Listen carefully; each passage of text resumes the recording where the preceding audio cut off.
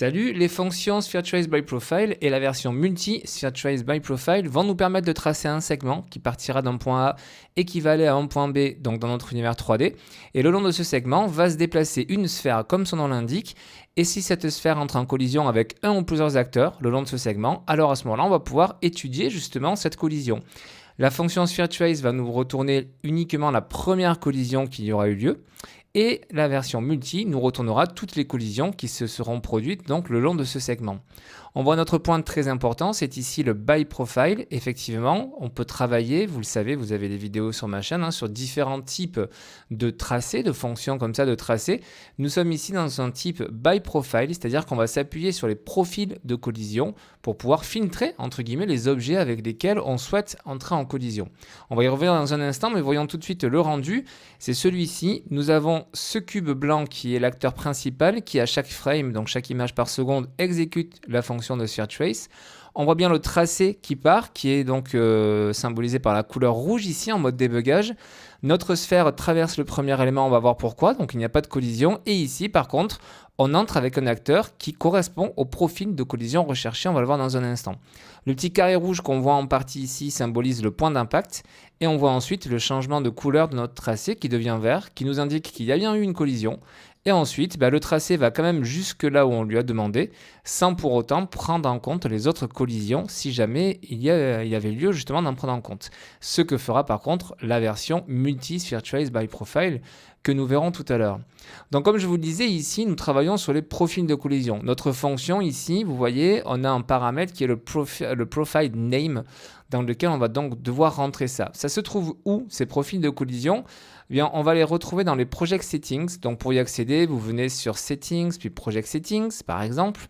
Dans la colonne de gauche, vous allez dans la rubrique Engine et vous avez ici la collision. Et en dépliant les presets, on va retrouver tous les presets qui sont créés par défaut par Unreal Engine. Vous avez la possibilité d'en créer de nouveaux si vous le souhaitez pour être encore plus précis ou plus souple dans le développement de votre jeu. Et donc là, il suffit de pouvoir double-cliquer sur n'importe quel profil pour voir quel est le paramètre de ce profil de collision. Si je prends le Ignore Only Pawn, on voit quoi ? On voit qu'en termes de collision, à ce niveau-là, sur les types d'objets, c'est ce qui va nous intéresser. Tous les objets type World Static, on va bien les bloquer, donc on va générer la collision. Pareil pour World Dynamic, pareil pour Physics Body, pareil pour les destructibles. Tout ceci, on voit qu'on l'a bien paramétré sur bloc, sont les valeurs par défaut. Donc là, on aura collision. Par contre, sur les pawns et les véhicules, un véhicule héritant d'un pawn. Un pawn, c'est un objet qui peut se déplacer en jeu et dont on peut prendre le contrôle également. Vous voyez qu'on est bien sur Ignore. Ça correspond bien au nom qui était donné pour le profil. On ignore seulement les pawns. Donc effectivement, les collisions par contre, si on est sur Ignorer ici, ça ne sera pas pris en compte. On va revenir tout de suite sur notre fonction. Vous voyez qu'ici, même si on va l'étudier après, on rentre le nom de notre profil justement de collision, c'est celui que nous avons ici. On ne l'a pas sous forme de liste déroulante, il faut vraiment le rentrer à la main, donc attention à ne pas faire d'erreur de frappe, mais c'est bien le nom de profil que nous retrouvons ici qu'il faut venir renseigner. Et si je repasse sur mon exemple, on va tout de suite voir concrètement à quoi ça correspond. Comment marche cette fonction de tracé ? Ici, mon cube blanc, il exécute la fonction. Du coup, on a bien le tracé qui part. Qu'est-ce qui se passe ? Le tracé, à chaque fois qu'il va rencontrer un acteur, il va analyser cet acteur pour vérifier si justement, par rapport au profil qu'on lui a renseigné, s'il doit gérer la collision ou pas. Donc là, qu'est-ce qu'on va dire, nous ? On va passer devant ce cube bleu. Salut cube bleu, dis-moi quel est ton type ? Quel est ton type d'objet ? Quand on sélectionne un objet comme ça sur notre niveau, ou même en éditant directement en Blueprint ou en Static Mesh via le Content Browser, on a toujours, en ayant donc sélectionné l'objet, ici dans la colonne de droite, vous voyez, vous avez toutes les propriétés de cet objet en question, de cet acteur.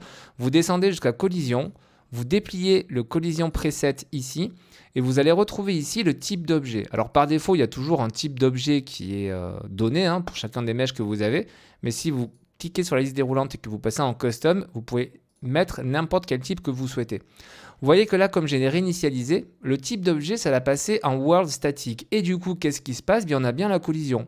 Pourquoi ? Parce que si je réédite le profil de collision que j'utilise, le Ignore Only Pawn, on voit que le World Static, ici, on est bien en bloc. Donc, on va bloquer la collision. Pareil pour World Dynamic, etc. On fait tout de suite le test. Je reviens ici. Je passe le type d'objet en World Dynamic et vous voyez qu'on a toujours la collision. Si par contre je le passe en Pawn, la collision disparaît et elle traverse tout simplement cet objet. Parce que quand elle l'a interrogé, quand notre fonction de tracé interroge cet objet, salut, retourne-moi ton type, ok, tu es un world dynamic, on rentre en collision. Ah, tu es un pod, on ne rentre pas en collision. Et dans tous les cas, je passe à la suite. En tout cas, quand il n'y a pas de collision, je passe à la suite. S'il y a une collision, donc je me remets en autre chose que pwn, je mets en world dynamic, il y a collision, comme je vous le disais, dans cette fonction simple de sphere trace, on gère uniquement la première. Donc peu importe les autres types, elle interroge même plus, elle va jusqu'au bout de son tracé, elle a fini le job. Ok ? Si par contre, comme je vous le disais, on est sur un pawn, elle ignore les pawns, cette fonction de trace. Donc du coup, elle dit quoi ? Ok, bon bah toi, je te laisse tranquille, j'ai pas besoin de toi, je continue. Hop, nouvel acteur, salut, quel est ton type d'objet ? T'es un world statique, on entre en collision. Ah, t'es un pawn, on n'entre pas en collision, je poursuis. Salut, quel est ton type ? Tu es de type, hop, je passe en custom. Tu es de type, par exemple, destructible. Ah bah oui, mon profil me dit qu'on rentre en collision. Donc, je génère une collision et on va pouvoir retourner cette information. Donc voilà comment fonctionne cette fonction de tracé by profile. Il faut toujours faire référence aux profils donc, qui sont ici. Autre chose, quand je prends ce profil, vous voyez, donc toujours pareil, je prends le même, mais c'est valable pour tous. Je vous ai montré ceci, le type d'objet avec lequel elle va rentrer en collision. Donc ça, c'est intéressant, mais ceci est très intéressant aussi, le type d'objet. C'est-à-dire que la collision qu'on utilise, le profil de collision, a un type d'objet lui aussi, c'est-à-dire que c'est un world dynamic. Comment est-ce qu'on doit interpréter ça ? On doit l'interpréter de la façon suivante, c'est-à-dire que quand il y a un tracé qui arrive ici, et qui effectivement interroge cet acteur en disant « Ok, retourne-moi ton type d'objet », eh bien lui aussi il a son mot à dire. C'est-à-dire que quand le tracé arrive sur lui, il va dire au cube là, qui exécute sa fonction, enfin réellement il le dit au tracé « Ok, toi t'es de quel type ?» Et là c'est important parce que ici, quand je sélectionne cet acteur-là, on a vu qu'on travaillait sur le type d'objet dans un sens, mais dans l'autre sens aussi on a le droit d'interroger. C'est-à-dire que quand ce tracé arrive sur notre acteur, eh bien notre acteur actuellement ici génère lui aussi les collisions de son côté. C'est à double sens la gestion des collisions.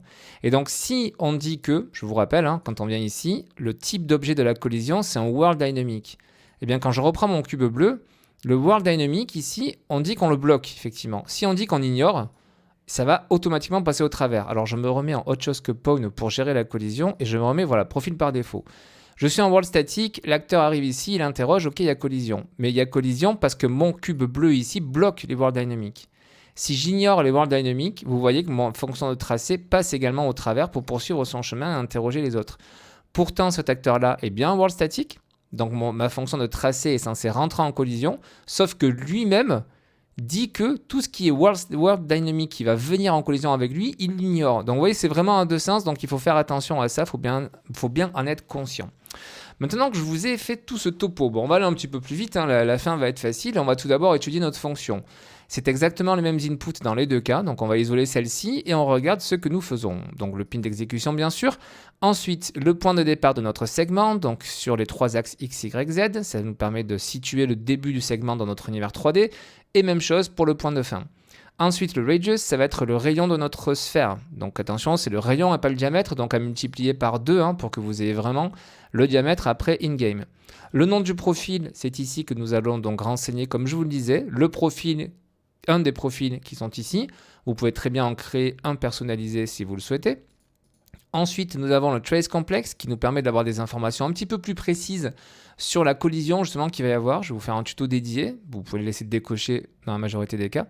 Actors to ignore, on va pouvoir ici ignorer des acteurs qui sont sur notre niveau. C'est-à-dire que même si nos acteurs correspondent au profil en question, on peut très bien créer ici un tableau avec notre fonction makeArray et dire que ce cube, même si en termes de collision, il répond parfaitement à la collision qui est demandée par notre fonction de tracé, on veut quand même l'ignorer. Bien dans ce cas-là, on prendra justement la référence de cet acteur et on va venir le renseigner ici pour dire non, dans tous les cas, même si sa collision entre en compte, on l'oublie. Et on peut bien évidemment mettre plusieurs acteurs comme ça sur notre niveau.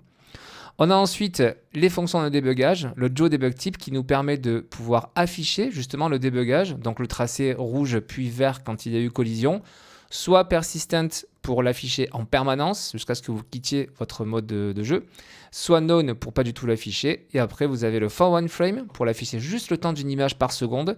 Alors ça fonctionnera si vous exécutez cette fonction sur un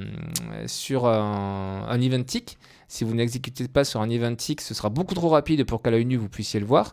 Et justement, vous avez un for duration qui vous permet en dépliant ici de pouvoir dire j'affiche mon débugage sur une durée exprimée en secondes, donc 4, 5 secondes, vous mettez les valeurs que vous voulez pour pouvoir faire ça. Et enfin, le ignore self qui va vous permettre d'ignorer l'acteur qui exécute justement cette fonction. Si vous ne mettez pas ça, bien souvent, vous allez avoir comme première collision l'acteur même qui caste cette fonction de tracé. Donc comme je vous le disais, c'est exactement les mêmes inputs pour la version multi-sphere trace, donc on n'a pas besoin de la réanalyser. Voici l'exemple donc que je vous montre depuis tout à l'heure à mon écran. Qu'est-ce que je fais sur un event tick? J'exécute ma fonction de sphere trace. Et qu'est-ce que je fais? Donc en termes de point de départ et point de fin, j'utilise la location de mon cube blanc et j'exécute, comme point de fin, pardon, je trace donc mon vecteur sur une distance de 1000 unités, c'est-à-dire 1000 cm, dans la direction dans laquelle est tourné donc mon cube. Je vous invite à regarder mes autres tutos. Si vous êtes un petit peu largué là-dessus, vous avez toutes ces fonctions qui sont déjà disponibles en tuto sur ma chaîne. Donc ça me permet de tracer mon segment. Ensuite, j'ai renseigné manuellement une valeur de 25 pour le rayon, donc ça fait 50 cm de diamètre. Le nom du profil, j'ai renseigné, comme on le voit depuis tout à l'heure, le ignore pawn. Le trace complexe, j'ai pas besoin de l'activer. Et ensuite, j'ai laissé les valeurs donc par défaut avec juste un débugage sur une frame. Et qu'est-ce que je fais pour justement voir et pour pouvoir utiliser ceci? J'utilise ici mes deux outputs. On a celui-ci, le return value, qui est un booléen vrai ou faux. Ça nous dit si tout simplement il y a eu collision ou pas avec un acteur. Je positionne un branch qui me permet de dire oui, il y a eu collision, je fais quelque chose. Non, il n'y a pas eu collision, je fais autre chose. Ou tout simplement, je fais rien. Dans mon cas, ma petite fonction custom, j'initialise mon texte à nul en fait. Il n'y a pas de texte, ça me permet de ne rien afficher à mon écran. Et inversement, s'il y a collision, alors j'affiche quelque chose à mon écran. Et qu'est-ce que j'affiche? Eh bien, je vais utiliser ici le outIt pour justement récupérer toutes les informations liées à cette collision. Ce outIt, c'est tout simplement une structure dans laquelle on va récupérer toutes les variables liées à la collision qu'il y a eu. Vous voyez, quand on survole, le tooltip nous indique bien le itResultStructure. Et pour déplier une structure, on va venir ici placer un node qui est là, le breakItResult, qui nous permet, via ce node qu'on peut déplier, de retrouver toutes les informations qui sont liées donc à l'impact qu'il y a eu. Alors pareil, je vous fais une vidéo qui est dédiée au breakItResult, qui vous permettra de savoir en détail tout ce que l'on a ici. Mais grossièrement, on voit si oui ou non on a eu un impact, on voit la distance qu'il y a entre le point de départ du segment et l'endroit où il y a eu l'impact, le point dans l'univers 3D de là où il y a eu l'impact, la normale de là où il y a eu l'impact. On verra ça plus précisément dans un tuto dédié. Ça peut être super intéressant pour faire pop notamment un acteur et qui soit bien orienté dans l'univers 3D en tenant compte par exemple de la pente du sol, pourquoi pas. On a ensuite des informations qui sont liées notamment à l'acteur et ça c'est ce qui m'intéresse, c'est-à-dire le hit actor, quel est l'acteur que l'on a touché. Et c'est justement moi ceci que je vais utiliser pour retourner le nom tout simplement de l'acteur sur que nous avons touché donc avec notre fonction de tracé et c'est ce que je vais afficher dans mon interface utilisateur. Alors bien entendu, toutes ces variables-là, c'est ce qui va vous permettre, vous, de personnaliser votre script. Il y a tellement d'exemples qui sont possibles, tellement de cas dans lesquels vous avez utilisé les tracés, que c'est vraiment votre expérience qui va vous montrer ceci. Mais voilà, il y a énormément d'informations qui peuvent nous permettre de faire plein de choses en jeu. Voyons donc, on regarde tout de suite notre exemple à nouveau. Vous voyez qu'en bas à gauche, je retourne bien le nom de l'acteur qui est touché. Si je modifie le type d'objet de mon cube bleu ici, actuellement il est ignoré, mais si je le passe en World Dynamic par exemple, la collision du coup se fait sur lui et vous voyez qu'on a bien le nom qui est changé ici, qui est passé à cube bleu 2. Donc comme je vous le disais, dans le cadre de ma fonction, moi j'utilise uniquement le nom de l'acteur, mais on peut très bien récupérer l'endroit où il y a eu justement l'impact pour pouvoir faire spawn un décal, par exemple de balles, si on vient de tirer sur un mur. Voilà, ça peut être utilisé pour plein de choses, faire spawn un système de particules, si jamais il y a quelque chose que vous avez jeté dans le sable et faire spawn comme ça un système de particules de sable. Bref, énormément de choses peuvent être utilisées. Donc ça, c'est dans la version simple. Maintenant, on va regarder la version multi, vous allez voir, ça va être très rapide. Pourquoi? Parce que déjà, au niveau des paramètres, au niveau des inputs, j'utilise exactement la même chose. Donc je ne vais pas revenir dessus. Ce que l'on va utiliser maintenant, c'est justement le résultat, ici, les outputs. Mais on va voir également qu'en termes de collision, il faut paramétrer d'une certaine façon pour que ça puisse justement retourner plusieurs plusieurs impacts, plusieurs collisions avec des objets. Je reprends mon exemple ici, je vérifie juste, oui j'ai bien mis mon event tick sur ma fonction maintenant de multi-sphere trace, j'exécute ma fonction. Pour l'instant on voit quoi? On voit que ça me retourne que l'acteur vert. Je modifie mon cube bleu, je dis que c'est un world dynamic, ça me retourne bien la première collision. Et malgré que je sois en fonction multi-sphere trace, on voit que les autres collisions à ce stade sont ignorées. Pourquoi? Parce qu'au niveau des collisions, ici, vous voyez les Object Responses, eh bien, il va falloir que certes on prenne en compte la collision, mais qu'on laisse passer le flux. C'est-à-dire qu'on ne fasse pas un bloc, mais qu'on fasse un overlap. Et tout à l'heure, je vous ai dit, le tracé lui-même a son type d'objet, qui est un world dynamic sur le profil que j'utilise moi actuellement, qui est le ignore only pawn. On le voit ici, rappelez-vous, quand on l'édite, l'object type ici, le world dynamic. Ça veut dire quoi? Ça veut dire que mon cube bleu, s'il bloque les world dynamics, il prend en compte la collision, mais il ne laisse pas passer le reste. Il bloque, c'est terminé. Les autres acteurs n'auront pas de collision. Si par contre, je le mets en overlap, il y a bien la collision qui est retournée ici, cette fois-ci par un cube vert, qui indique j'ai une collision, je l'enregistre et je continue d'analyser le reste. On passe au cube vert, on voit que la collision ici est symbolisée par le cube rouge. C'est-à-dire que lui, il bloque la collision. Même chose, je sélectionne mon cube vert, je passe sa collision World Dynamic en overlap, la collision est bien prise en compte, et du coup, il va voir derrière s'il n'y en a pas une autre. Donc vous voyez l'importance vraiment, comme je vous le disais tout à l'heure, la collision c'est à double sens, c'est le tracé qui va dans un acteur, mais c'est aussi l'acteur qui reçoit la collision qui a son mot à dire. C'est-à-dire, il va récupérer le type du tracé et dire ok, t'es en World Dynamic, soit je te bloque, soit on prend en compte la collision et tu vas voir derrière moi ce qui se passe, soit je t'ignore. Et si je t'ignore, bien tu me traverses, mais on ne gère pas de collision ensemble. Et dans ce cas-là, j'ai que la collision sur les deux acteurs qui suivent. Donc vous voyez l'importance vraiment du type d'objet et ensuite de la réponse qui va avoir chacun de nos acteurs par rapport au type d'objet ici de notre tracé. Donc voilà, à nouveau, j'insiste, c'est vraiment à double sens.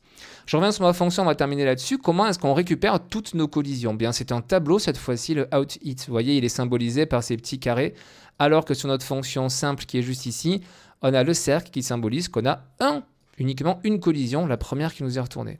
Donc là, moi, dans mon exemple, j'utilise la fonction de length. Donc quand vous partez d'ici, vous tapez length et ça vous permet de retourner le nombre d'enregistrements, tout simplement, le nombre de collisions qu'il y a eu.